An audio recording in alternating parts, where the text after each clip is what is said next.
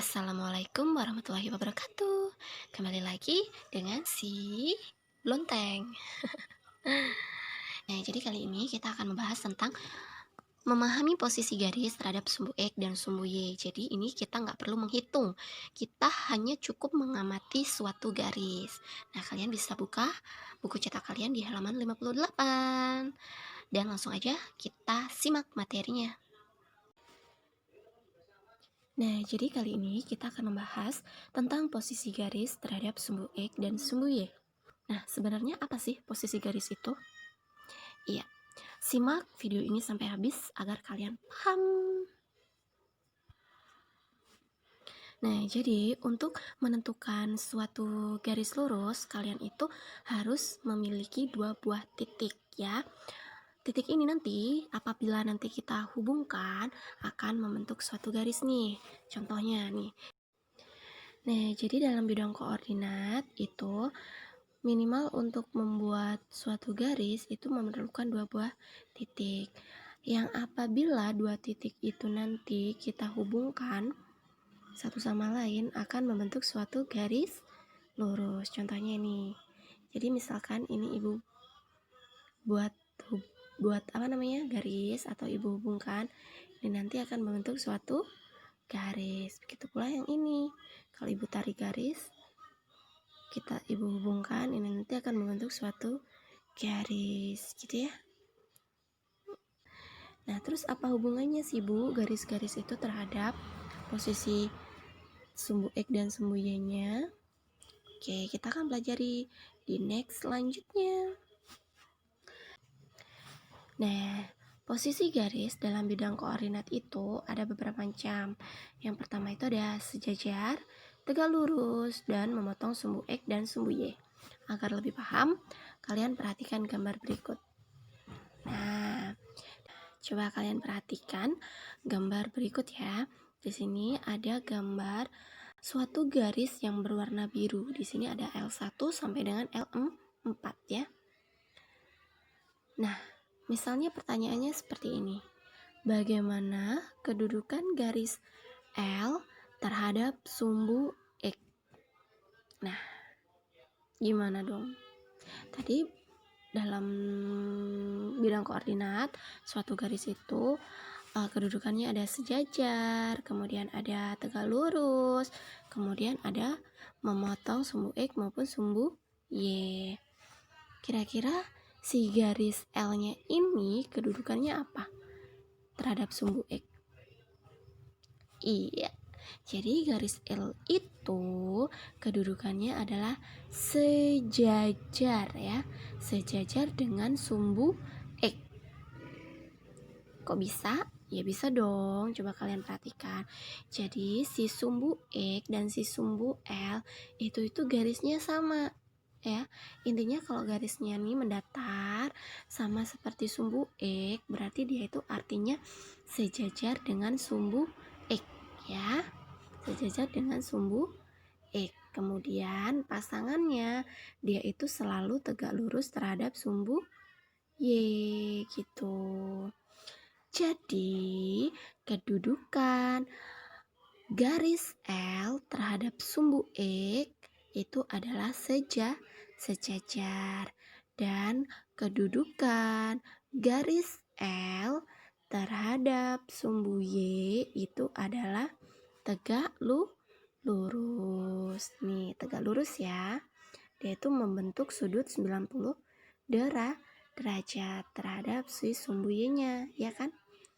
Nah, kalau sama si sumbu X, dia kan sama-sama mendatar, sehingga dia dikatakan sejajar, gitu ya. Bisa dipahami? Bisa. Next selanjutnya, nah di sini ada si garis M. Garis M ini warnanya hijau. Garis M ini ternyata arahnya sama terhadap sumbu Y. Nah, bisa ya. Jadi bisa kita simpulkan bahwa garis M ini sejajar terhadap sumbu Y ya.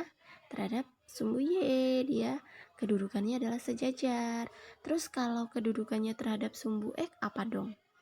Nah, kedudukannya terhadap sumbu X, dia itu tegak lurus karena dia itu membentuk sudut 90 derajat ya. Bisa dipahami ya. Nah, jadi kalau ada garisnya itu sama seperti sumbu Y, artinya garisnya itu sejajar terhadap sumbu Y. Tapi kalau garisnya ini sama bentuknya sama sumbu X, berarti dia itu sejajar dengan sumbu X. Pasangannya pasti dia tegak lurus sama kebalikannya gitu ya. Nah, yang ketiga nih, ada si garis N. Garis N itu bentuknya nggak sama nih sama si sumbu X maupun sumbu Y. Gimana dong? Iya, artinya sih garis merah ini dia itu memotong sumbu X dan sumbu Y, atau bisa dikatakan garis N ini tidak sejajar dan tidak tegak lurus terhadap sumbu X maupun sumbu Y gitu ya. Bisa dipahami? Bisa, gampang kan? Gampang. Oke, biar kalian makin paham lagi, coba perhatikan contoh berikut. Nah, di sini ada garis N, garis K, garis L, garis M. Oke, sekarang ibu tanya, bagaimanakah kedudukan garis N terhadap sumbu X dan sumbu Y? Ayo, jawab. Iya, jadi garis N ini kedudukannya adalah sejajar dengan sumbu X dan tegak lurus terhadap sumbu Y ya. Bisa? Bisa. Terus bagaimanakah kedudukan garis K terhadap sumbu X? Sumbu X, garis K